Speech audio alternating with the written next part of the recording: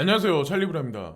지금 시장 장세를 보면 모두가 막 가자, 막 상승장이니까 막 추격 매수해야 된다, 이런 분위기인데 반대로 해야 돼요, 반대로. 예. 그러니까 어떤 거냐면 모두가 정군 돌격 막 이렇게 막 그러면 그럴 때는 내가 잉여 현금이 반드시 필요해요. 제가 그래서 잉여 현금이라고 말씀드리면 100% 전량 매도, 100% 전량 매수 막 이렇게 하시는 분들이 있는데 포트를 짜실 때 그렇게 짜시는 건 아니에요. 제가 좀 이따 이제 구체적으로 말씀드리고, 중요한 건 차트적인 관점에서 5만 9천 달러를 상회해서 지지를 하면 진짜 나쁘지 않거든요. 근데 지금 5만 9천 달러를 지지 못한다는 얘기는 이 전체 시장을 움직이는 이 세력들이 여기서 또 온탕과 냉탕을 반복해서 왔다 갔다 할 수도 있다. 그래서 에너지가 빠지는 시점을 저는 목요일 날을 기준으로 보고 있거든요. 그래서 오늘은 나쁘지 않게, 아마 오늘에서 내일 넘어가는 시점에도 나쁘지 않게 흘러갈 가능성이 있지만, 목요일 날 같은 경우 그러니까 목요일 날에서 또 금요일 날 넘어가는 구간,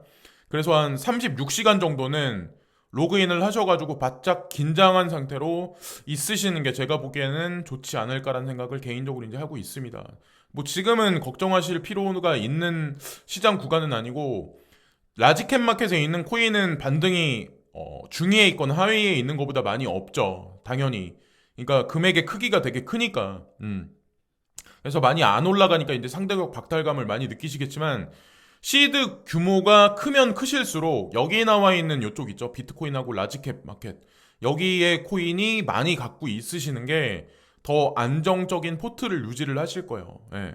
그러니까 금액이 연세가 많으시고 금액이 크면 크실 분들, 크신 분들 같은 경우는, 그리고 예, 그렇게 또 말씀을 또 드리고, 투자는 확신할 만큼만 항상 이제 투자를 하시고, 현금 비중의 필요성이 중요한 시점으로 상승장이 오면 올수록 점진적으로 계속 들어갑니다.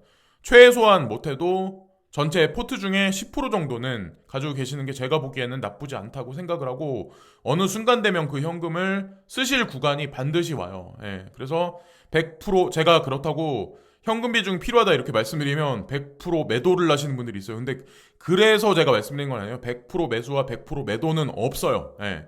이렇게 매매를 하실 때도 그걸 아시면 되고, 어쨌건 전체가 다 이렇게 긍정 시그널이 나올 때는 하루 이틀 상간 내에는 분명히 조정 장세가 올 수 있다는 걸 항상 염두에 두시면서 보셔야 되고, WRX를 제가 그저께 아마 0.47 뭐 이때 많이 말씀을 드린 것 같아요. 근데 여기는 0.77이라고 제가 새벽녘에 캡처를 했는데, 제가 올라간 가격을 보니까 0.930까지 거의 1달러 거의 가까이 상승을 했더라고요. 제가 그래서 보니까 이게 퍼센티를 따지면 거의 90% 가까이 오른 거거든요. 거의 하루 만에. 예, 하루 만에 거의 90. 그래서 이걸 자랑 삼아 말씀드리는 것도 아니고, 제가 리블에서 이 코인 가격이 올라갔다라고 이제 말씀하시는 분이 있는데, 그렇게 따지면 제가 말만 하면 다 올라가게요. 그리고 특히나 바이낸스 거래소는 제가 영향력을 미칠 만큼 그렇게 제가 그런 건 없어요. 그러니까 오해는 하지 마시고, 이거는 뭐 어떻게 타이밍이 뭐 맞춰져가지고 이제 그렇다고 생각을 합니다. 그리고 더욱이나 이렇게 올라갔을 때는 추격 매수를 자제를 하세요. 괜히 저만 욕 먹거든요. 나중에 이런 거 갑자기 급락해버리면 저만 욕 먹을 수밖에 없잖아요. 그러니까 제가 말씀드린 가격 있죠. 0.50달러 이상에서는 웬만하면 추격 매수를 자제를 하셔라. 그리고 제로엑스도 말씀드린 이후에 17에서 18% 정도 상승을 많이 했더라고요. 그래서 어쨌건 다 수익 나신 분들 다 여유롭게 축하를 드립니다. 그리고 추격 매수는 한 번 더 말씀드리는데 절대 노노. 예. 그리고 뭐 이득 나셨으니까 구독과 좋아요, 알림 설정 있죠? 알림 설정 종 모양까지 눌러주시면서 제 채널을 지속적으로 보시면 그래도 조금이라도 가져가실 만한 영양가 있는 정보들을 많이 아마 보실 수 있을 거예요. 제가 코인 시장에 있은 지 그래도 뭐 2016년 2월 달부터 있었으니까 그래도 적은 시간을 할애해서 여기 있었던 건 아니었거든요. 그리고 어쨌건 취미로 했던 그 유튜브 채널이 지금까지 이렇게 크게 됐던 거는 여러 구독자님들 도와주신 분들이 있었기 때문에 지금까지 있었다고 이제 항상 감사를 드립니다. 그리고 번외로 시간이 나시는 분들, 내가 사회생활하면서 짬짬이 뭐 시간 나시는 분들은 뭐 광고 시청 한 편만 해주시면 전 감사하겠습니다. 그리고 시간이 없으신 분들은 상관이 없어요. 예. 상관없고 여유 되시는 분들만 그렇게 하시면 됩니다. 그리고 자, 바이빗에 보면은 그레이스케일 자산운용사 포트를 오랜만에 제가 가지고 왔는데 여기 나와 있는 코인 중에 이제 많이 못 올라가는 코인이 있어서 내가 딴 코인으로 갈아탈까 아니면 문제가 있지 않나라는 생각을 하실 분들도 있어요. 근데 지금 많이 못 올라가는 코인 있죠? 그런 코인들은 한 방에 있는 코인들이라고 보시면 돼요. 한 방. 제가 말씀드리는 그 한 방이라는 게 다른 코인들 같이 뭐 랠리를 타는데 뭐 조금 찔끔찔끔 올라가 막 이런 게 아니라 한 번 올라갈 때 랠리를 타면 몇십 프로씩 올라갈 가능성이 있는 코인들이 그레이스케일 자산운용사 포트에는 분명히 숨겨져 있어요. 제가 제 채널을 지속적으로 보신 분들은 그런 코인이 뭔지를 아마 아실 거예요. 그래서 조용히 기다리시면 돼요. 그 순서가 올 때까지. 자, 그리고 프리미엄이 마이너스 프리미엄이요. 비트코인 같은 경우 마이너스 프리미엄 껴 있다는 얘기는 나쁜 건 아니거든요. 이더리움도 마이너스 프리미엄. 근데 라이트코인하고 비트코인 캐시가 프리미엄이 잔뜩 껴 있어요. 근데 지금 상승을 많이 못 하고 있잖아요. 현재 시장에선. 근데 저는 라이트코인하고 비트코인 캐시는 추천을 드립니다. 특히나 나이가 좀 있으신 분들 있죠. 그런 분들한테는 특히나 많이 추천을 드릴게요. 라이트코인하고 비트코인 캐시. 자, 그걸 또 추천드리고, 자, 그리고 리플이 국경 간 회사의 지분을 인수했다.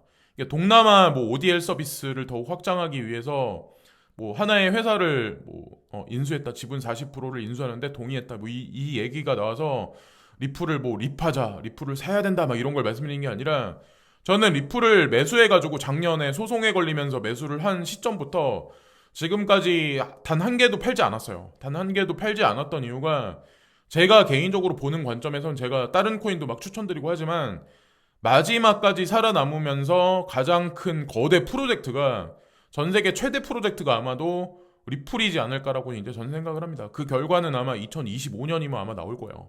그러니까 지금까지 가격이 못 올라가니까 우리 대중들은 그렇겠지만 제 포트에 소중하게 한 편에 그냥 모셔뒀습니다. 자, 리플 코인은 자, 그 결과는 반드시 나온다.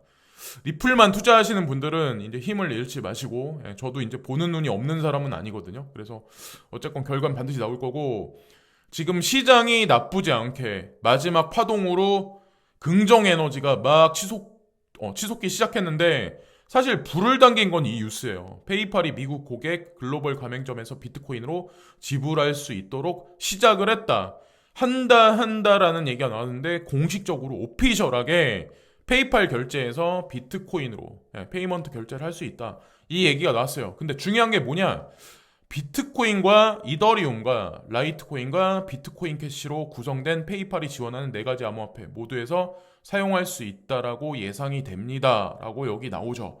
근데 이런 뉴스가 나오면 저는 이제 어떤 관점으로 보냐면 이 뉴스가 나왔는데 패대기 치고 비트코인이 하락을 하고 전체가 냉각으로 돌아가면 그것도 또한 웃기잖아요. 그죠? 세력들은 매스미디어와 어떤 시총 상위에 있는 이런 회사들을 이용해서 본인들이 생각하는 대중심리를 이용을 해요. 이 뉴스를 보면 일반적인 대중들이 어떤 생각을 할까요? 앨런 머스크가 비트코인을 언급했을 때 그때 어땠을까요? 그때 단기적으로는 상승장이었어. 그러나 이런 뉴스가 나올 때는 우리가 어떤 식으로 바라봐야 되냐면 이 뉴스가 나오니까 안전하다가 아니라 막판까지 치닫겠구나. 열차는 계속 달리지 않아요. 열차는 언젠가는 멈춰서요. 멈춰섰다가 다시 가죠. 요 제가 말씀드린 이거를 잘 이렇게 기억을 하시면 돼요. 마지막 상승을 유도하고 있구나. 그렇게 보시면 전 될 거라고 생각합니다. 그래서 뭐 대폭 하락장이다. 이걸 제가 말씀드리는 건 아니에요. 자, 비트코인은 안전한 피난처의 전투에서 금보다 더욱 빛납니다. 자, 인플레이션화에서 금은 올라가지가 않았어요. 제가 금은 투자를 15년을 했었다고 제가 말씀드렸잖아요. 2016년 2월 달에 전량 다 매도를 했어요. 그냥 전량 다 현물로 그냥 매도를 해버렸어요. 그리고 그냥 가상자산에 몰빵을 해버렸어요. 금은 모았던 거 전체를 다. 낌새가 이상해서 아니나 다를까. 자, 금이 올랐다 하더라도 10년 동안 이 박스권에서 벗어난 적이 없어요. 1200달러대에서 2000달러를 돌파한 적은 있지만 이게 퍼센트를 봤을 때 얼마나 많이 올랐을까요? 거기다가 1년짜리로 봤을 때는 뭐 코로나 팬데믹 사태가 벌어지면서 전 세계 유동성이 공급되고 넘쳐나면서 보세요. 시장에 금융주들 막 이렇게 주식시장이든 가상자산시장이든 막 이렇게 지속적으로 올라가는데 오히려 금 같은 경우는 해칭 자체가 안 됐어요. 인플레이션 하에서 오히려 떨어지고 있어.